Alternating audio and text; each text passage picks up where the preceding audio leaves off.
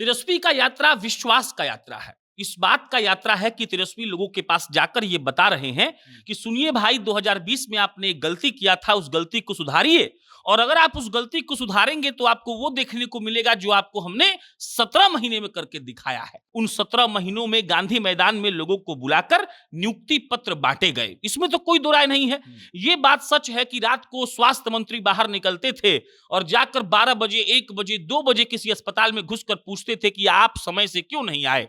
ऐसा तो मंगल पांडे जी ने 18 साल स्वास्थ्य मंत्री रहते हुए नहीं किया। नीतीश कुमार का यात्रा ये यात्रा था कि नीतीश कुमार लोगों को बता रहे थे कि सुनिए, 6 बजे शाम को पिछले बार घर से बाहर आप नहीं निकल पा रहे थे, अगर आपने रिपीट किया 1990 वाला सरकार को, तो अब की भी ऐसा होगा कि आप 6 बजे शाम के बाहर घर से नहीं निकल पाएंगे। उम्र का बात समझिए, नीतीश कुमार जिस उम्र में है उस उम्र में वो 100 मीटर दौड़ नहीं पाएंगे। तेजस्वी यादव के पास एनर्जी लेवल हाई है, नीतीश कुमार का एनर्जी लेवल कम है।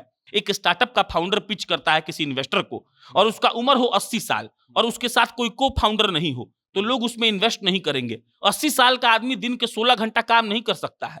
30 साल का आदमी, 35 साल का आदमी दिन में 16 घंटा काम कर सकता है। अगर यात्रा का बात करिएगा तो तेजस्वी यादव जाकर अपने कार्यकर्ताओं से मिल रहे थे, इसमें बुरा बात कुछ भी नहीं है। लेकिन नीतीश कुमार सरकार के पैसे से, टैक्स पेयर के पैसे से अपना यात्रा कर रहे थे, इसमें बुरी बात है। आप गए ये बताने के लिए कि हमको वोट क्यों दीजिएगा, और बताने के लिए जो पैसे का खर्च हुआ वो पैसा का खर्च हमारे जेब से आप ले लिए, तो ये कौन सा बात हुआ। कितना फोटो वीडियो वायरल हुआ, अस्पताल रातों रात पेंट कर दिए गए, नया नया टेबल कुर्सी अस्पताल में और स्कूलों में लगा दिया गया, झुग्गी झोपड़ियों को पर्दा से, टेंट से ढक दिया गया। लेकिन तेजस्वी गए तो उसी झुग्गी झोपड़ी को बिना ढके वीडियो बना दिए कि देखिए ये है अस्पताल। कि चुनाव जीता जाता है सिर्फ वादा से नहीं, इस बात के भरोसा से कि ये आदमी वो काम करेगा कि नहीं। वरना आप बताइए कि कोई आदमी जो एमएलए का चाहे एमपी का चुनाव लड़ता है वो क्या कहता है, वो कहता है कि किसी के गाल की तरह सड़क बना देंगे, इतना अच्छा यूनिवर्सिटी बनाएंगे कि आपका बच्चा पढ़ते ही साइंटिस्ट बन जाएगा, इतना अच्छा स्विमिंग पूल बनवाएंगे कि बच्चा छप्पर छप्पर उसमें रोज नहाएगा, पूरा क्लोरीन उस पानी में रहेगा, पूरा मजा आएगा, सब लोग कहता है। लेकिन काहे नहीं सब लोग जीत जाते हैं। जीतता कौन है? जीतता वो है जो बेहतर कनेक्ट बना पाता है अपनी जनता से। अरविंद केजरीवाल ने मजबूर किया भाजपा को कि आप ये बात कही, और वो कहे और जीत गए। लेकिन अब तक जदयू वाले ये बात नहीं कह रहे हैं, कह भी रहे हैं तो उतना सीरियसली नहीं कह रहे हैं। तो देखिए, वर्तमान से ज्यादा सुनहरा और ख्वाब भविष्य का होता है। तो भविष्य जो कह रहा है कि अगर जीत गए तो ये कर देंगे, तो नीतीश कुमार तो करके दिखा दिए। अब जब लोग संतुष्ट नहीं है तभी तो तेजस्वी वादा कर रहे हैं ना कि अगर अलग अलग बांट दिया जाए, भाजपा अलग चुनाव लड़ ले, जदयू अलग लड़ ले, आरजेडी अलग लड़ ले, चिराग अलग लड़ ले, मांझी लड़ ले, सहनी लड़ ले, उपेंद्र कुशवाहा भी हैं वो भी लड़ ले, तो देख लिए सरकार किसका बनता है, समझ में सबको आ जाएगा। तो गठबंधन की बात अलग होती है, समीकरण बन जाता है। लेकिन तेजस्वी का पलड़ा फिलहाल तो भारी है, वादों में भी, एनर्जी में भी, कनेक्ट में भी, इमोशनल कनेक्ट में भी, हर जगह। कल तेजस्वी यादव के कार्यकर्ता दर्शन सह संवाद यात्रा का आखिरी दिन था और कल तेजस्वी यादव 38 जिले और 239 विधानसभा के कार्यकर्ताओं से बातचीत कर चुके हैं। आपको बता दूं कि मजे की बात यह है कि नीतीश कुमार की प्रगति यात्रा भी कल समाप्त हो गई और प्रगति यात्रा के दौरान 38 जिलों का भ्रमण नीतीश कुमार भी कर चुके हैं। और इसी मुद्दे पे बातचीत करने के लिए कि भाई साहब, प्रगति यात्रा और तेजस्वी यादव की बिहार यात्रा का क्या प्रभाव पड़ने वाला है बिहार विधानसभा चुनाव में, इसके ऊपर बातचीत करने के लिए हमारे साथ है प्रशांत राय। स्वागत है आपका। धन्यवाद। दोनों की यात्राओं को काफी करीब से देखा है आपने, दोनों की यात्राओं में अंतर क्या है? पहले तो अलग अलग समझिए कि तेजस्वी का यात्रा क्या है।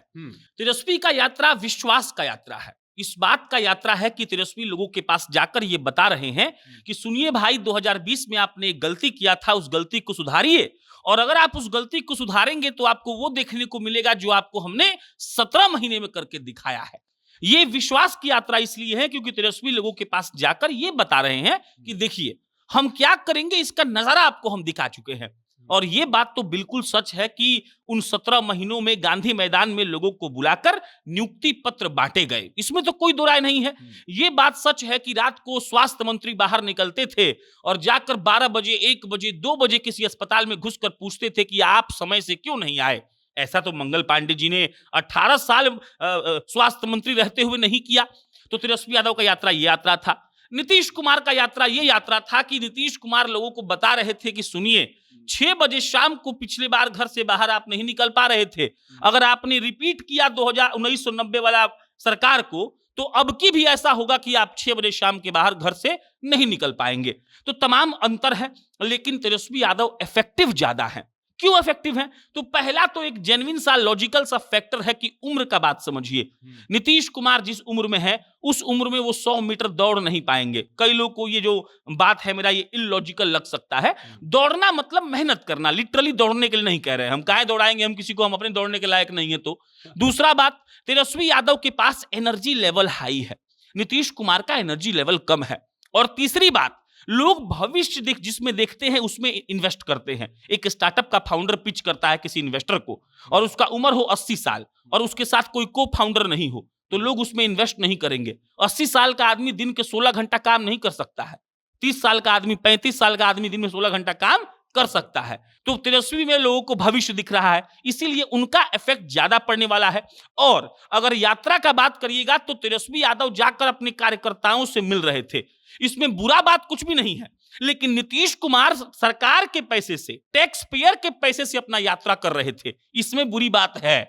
आप गए ये बताने के लिए कि हमको वोट क्यों दीजिएगा, और बताने के लिए जो पैसे का खर्च हुआ वो पैसा का खर्च हमारे जेब से आप ले लिए, तो ये कौन सा बात हुआ?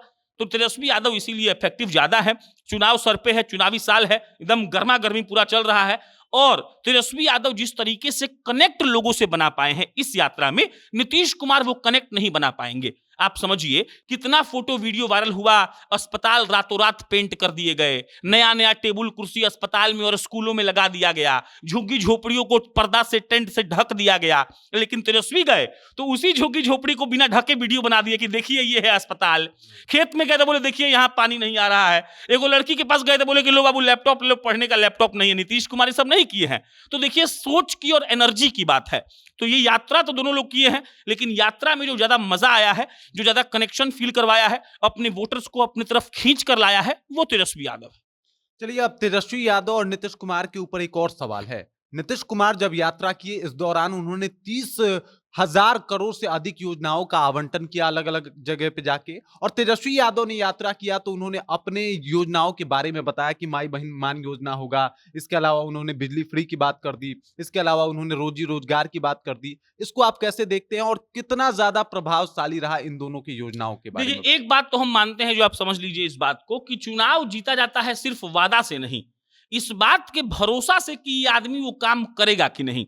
वरना आप बताइए कि कोई आदमी जो एमएलए का चाहे एमपी का चुनाव लड़ता है, वो क्या कहता है?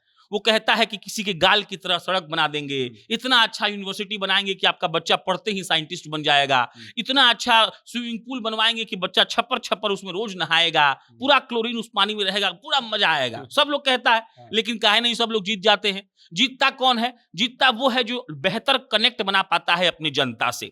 जीतता वो है जिसके बारे में जनता ये सोचती है कि नहीं भाई ये आदमी ठीक ठाक है, इसको वोट दे दिया जाए। और उसके बाद तमाम समीकरण आते हैं, जात वाला, पैसा वाला, बाहुबल वाला, ये सब भी फैक्टर है, लेकिन थर्ड नंबर पे है।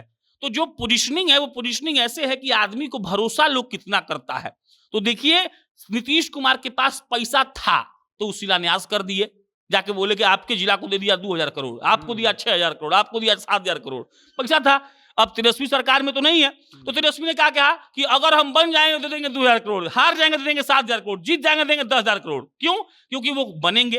तो मिला जुलाकर सबका काम ही वही होता है। अब इसका इफेक्ट का बात करिए, तो ये बात इफेक्ट तो है ना, कि अगर कोई आदमी ये कहे कि हर महिला को 2,500 रुपया देंगे, अब ये बात तो जदयू नहीं कही। और समझिएगा, दिल्ली में रिपीट किया भाजपा ने अरविंद केजरीवाल को, बस महिलाओं के लिए फ्री होगा, यमुना की साफ सफाई होगी, साफ पानी पीने को आएगा घर में नल में जो आता है, और उसके बाद देंगे वो लोग महिलाओं को 2,000 रुपया। ये बात कॉपी हुआ है। अरविंद केजरीवाल ने मजबूर किया भाजपा को कि आप ये बात कही, और वो कहे और जीत गए। लेकिन अब तक जदयू वाले ये बात नहीं कह रहे हैं, कह भी रहे हैं तो उतना सीरियसली नहीं कह रहे हैं। तो देखिए, वर्तमान से ज्यादा सुनहरा और ख्वाब भविष्य का होता है। तो भविष्य जो कह रहा है कि अगर जीत गए तो ये कर देंगे, तो नीतीश कुमार तो करके दिखा दिए। अब जब लोग संतुष्ट नहीं है तभी तो तेजस्वी वादा कर रहे हैं ना। और वादा भी कैसा? तो वादा हर वर्ग के लिए है।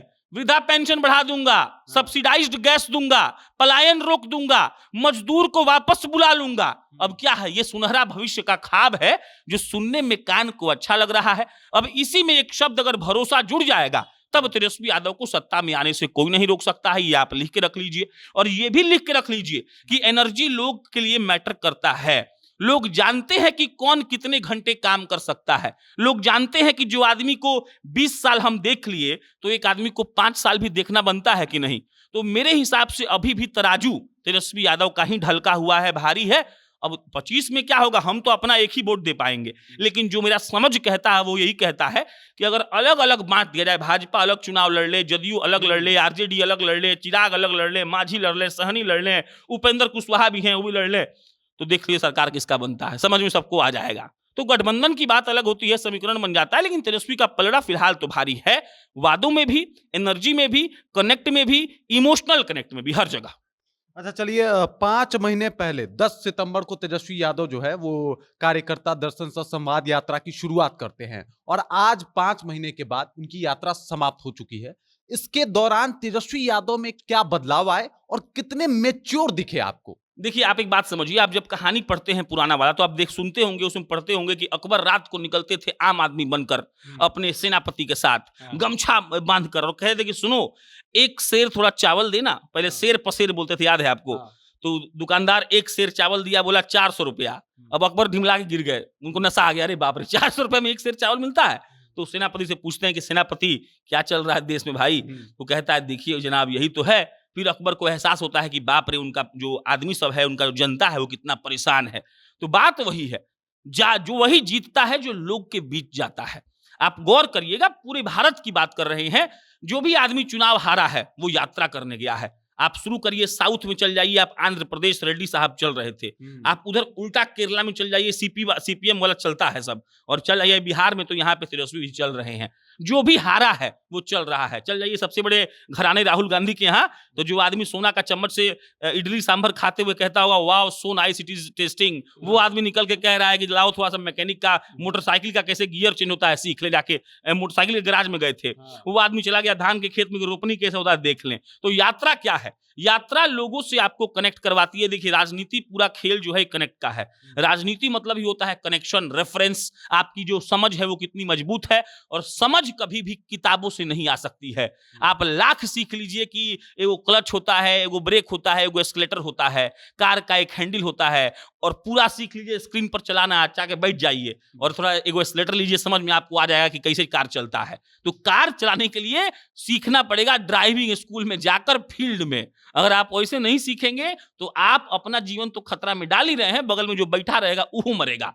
तो तेजस्वी यादव यात्रा कर रहे हैं, और यात्रा करने से जैसे अकबर सीखे कि जनता को क्या दिक्कत है, तेजस्वी यादव सीख गए। अरे भाई, तेजस्वी यादव जब यात्रा पर निकले तब उन्होंने नहीं कहा था कि हम 200 यूनिट बिजली फ्री देंगे। जब वो 3 जिला घूम लिए, लोगों ने, महिलाओं ने कहा कि हमरा बिजली बिल 4500 आया, हमरा 10,000 आया, हमरा 9,000 आया, तब उनमें क्लिक किया, मेंटोस खाए और दिमाग का बत्ती जल गया, और बोले कि नहीं नहीं अब फ्री कर दूंगा, अब फ्री कर दूंगा। क्यों? क्योंकि वो नब्ज पकड़ लिए। और जैसे ही ये मुद्दा फ्री बिजली का आया, बिहार के हर जिले के लोगों ने कहा कि इस फैसले का हम स्वागत करते हैं। क्यों? क्योंकि हम भी जहां जहां रिपोर्टिंग करने जा रहे हैं, एगो महिला अगर अभी छपरा गए थे, 2 रूम का कमरा था, 19,000 बिजली बिल आया था। ऐसा मुमकिन है क्या? तो तेजस्वी ने ये जो प्रॉब्लम है कैसे आइडेंटिफाई किया? जमीन पर जाकर। तो डेफिनेटली उनकी मैच्योरिटी, उनकी परिपक्वता बड़ी है, और किसी की भी बढ़ेगी। पंकज त्रिपाठी साहब बड़े अच्छे एक्टर हैं, कहते हैं कि कुछ नहीं करे, पढ़े तो पढ़े ना तो देश घुमाओ। बढ़ता है तो बच्चा को पढ़ाइए, ना तो उसको बोलिए कि पूरा भारत तुम 3 साल में घूम के आओ, सब कुछ सीख जाएगा। तो तेजस्वी क्या है, मैच्योर लग रहे हैं, अच्छा बयान तो दे ही रहे हैं, धीरे धीरे और बेहतर हो रहे हैं, क्या दिक्कत है इसमें? तो चलिए, अगर प्रशांत राय की माने तो तेजस्वी यादव की यात्रा जो थी काफी सफल यात्रा थी, और लोग उनसे जुड़े हैं, लोग उनके साथ आए हैं। बाकी इसके ऊपर आपका क्या राय है, कमेंट करके अपना विचार आप हम तक पहुंचा सकते हैं। बाकी आप देख रहे हैं जनता जंक्शन, और मेरा नाम रजत है।